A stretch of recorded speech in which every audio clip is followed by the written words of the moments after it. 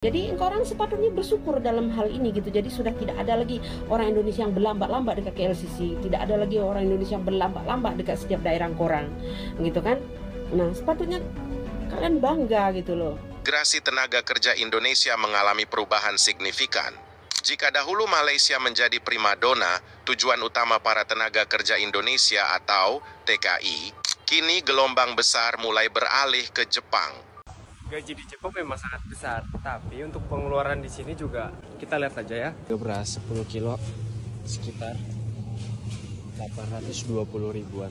Wanita ini menangis dan sangat sedih melihat banyak orang-orang yang memenuhi kegiatan job fair, yang mana mereka dikabarkan banyak yang pingsan karena membludak dan bahkan sempat terjadi kericuhan. Kemarin pengangguran RI melonjak jadi 7,28 juta orang, naik 1,11% secara tahunan di Februari 2025.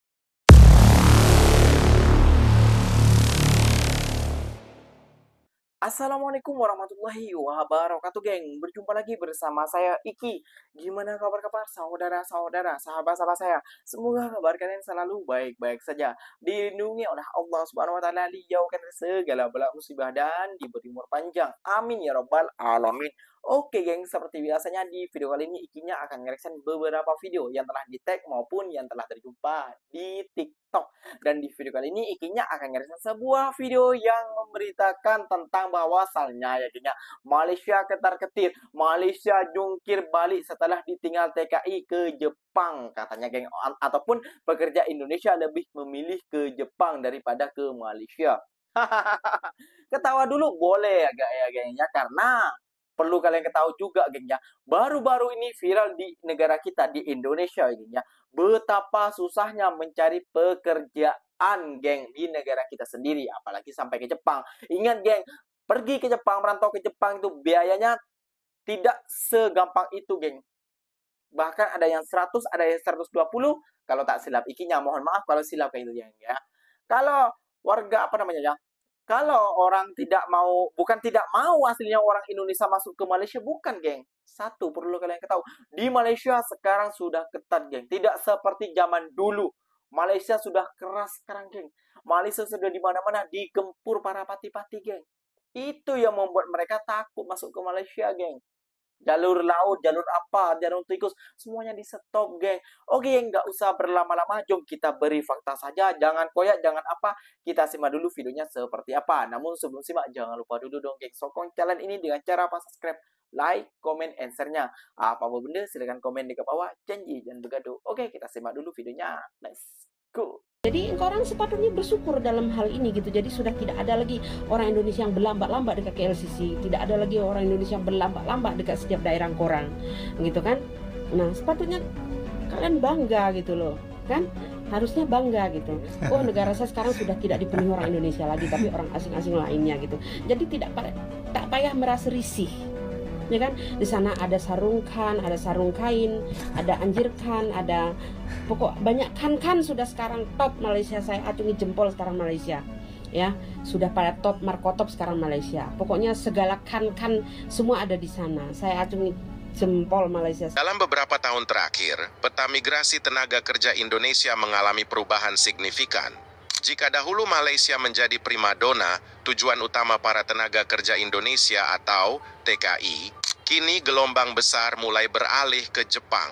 Menurut data Badan Perlindungan Pekerja Migran Indonesia tahun 2024, jumlah TKI yang berangkat ke Jepang meningkat sebesar 18% dibandingkan tahun sebelumnya, sementara angka keberangkatan ke Malaysia justru anjlok hingga 25%. Ini adalah tanda bahwa pesona Malaysia sebagai destinasi kerja mulai pudar di mata para pekerja Indonesia.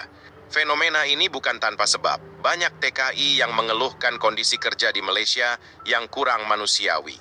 Kasus-kasus eksploitasi, gaji tidak dibayar, hingga perlakuan diskriminatif marak diberitakan.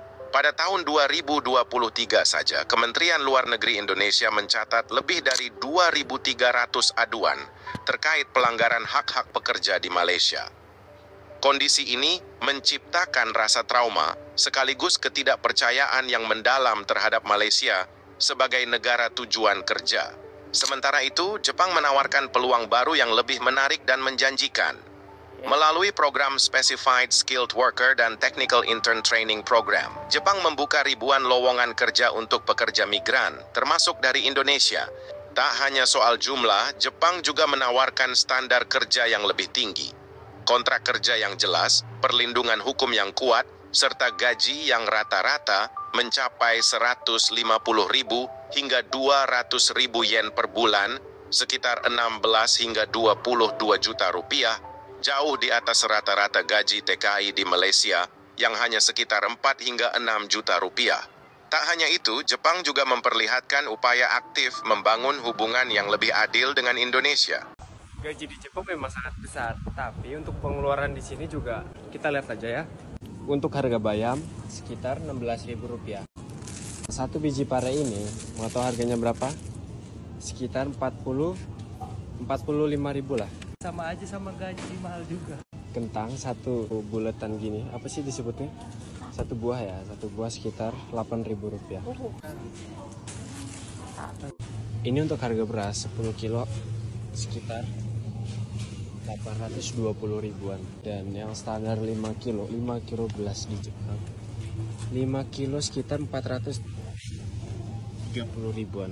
Begini momen antrian puluhan ribu pelamar kerja di daerah Cikarang dan Semarang yang jadi sorotan netizen. Ada sekitar 25.000 pekerja yang pada saat itu memadati job fair dan diikuti 64 perusahaan yang hanya membuka 2.517 lowongan kerja. Jadi jumlah yang diterima sangat kecil, sedangkan yang pencari kerja sangat banyak, Ri. Bener banget, Rin. Jadi ada sebanyak 25.000 orang pada saat itu memadati job fair Bekasi Pasti Kerja di kawasan Presiden University Convention Center, Cikarang Utara, Selasa 27 Mei. Ini diikuti oleh 64 perusahaan yang membuka 2.517 loker. Suasana pada saat itu begitu padat dan dikabarkan sempat tidak kondusif. Di hari yang sama, ternyata di wilayah yang berbeda, ada ribuan pelamar yang juga menyerbu perusahaan yang membuka lowongan kerja di kawasan BSB Semarang. Semoga yang mencari kerja bisa dimudahkan dalam mencari rezeki. Dan lo tau gak sih, netizen juga ngomong, pekerjaan yang kamu keluhkan hari ini adalah impian bagi orang lain. Ini jadi pengingat buat kita semua. Wanita ini menangis dan sangat sedih melihat banyak orang-orang yang memenuhi kegiatan job fair, yang mana mereka dikabarkan banyak yang pingsan karena membludak dan bahkan sempat terjadi kericuhan. Kemarin pada 27 Mei diadakan job fair yang sangat besar dengan mengusung Bekasi Pasti Kerja Expo 2025 di Gedung Convention Center Presiden University. Pesertanya mencapai 25.000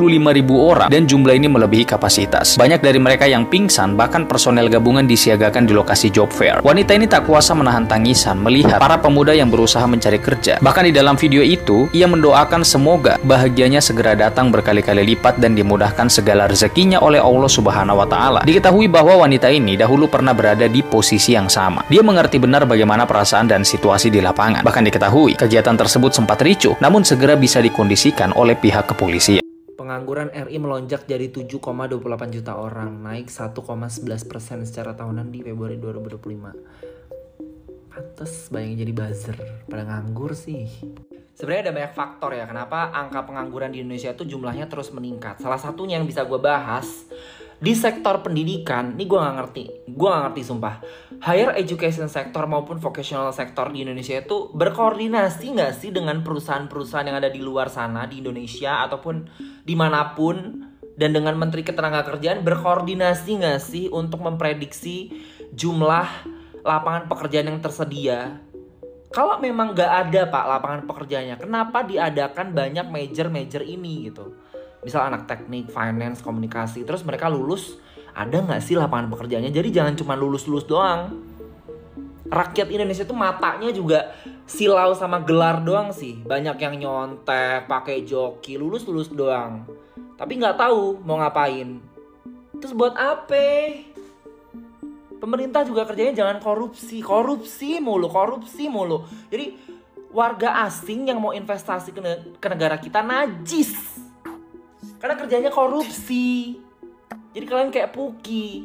Di sini gue mohon maaf ya, gue di sini tuh bukan jelek-jelekin Indonesia. Gue tuh cinta sama Indonesia. Gue bantuin rakyat Indonesia tuh banyak tuh yang buat kabur pak, buat kuliah gitu, mencari peluang gitu kan. Karena mereka tidak terobligasi dengan kebijakan brutal yang kalian buat gitu, sistem yang udah bobrok.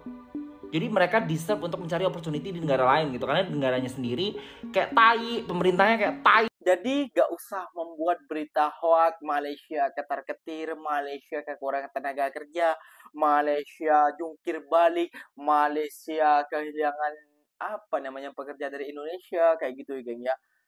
Namun ini faktanya, ikinya bocorkan sedikit ya geng ya. Ini ikinya bocorkan, mohon maaf kalau yang tersakiti silahkan skip. Kalau yang mau tersakiti lebih dalam silahkan tonton video ini ya geng ya, pernyataan daripada ikinya. Kayak gini geng ya, kalau zaman dulu karena banyak orang Indonesia kerja ke Malaysia itu banyak yang menjalurkan jalur apa namanya ya, jalur tikus, jalur lorong, apa lain sebagainya kayak gitu lah geng ya. Itu orang Malaysia tuh, apun menteri Malaysia tuh masih baik kepada Indonesia. Namun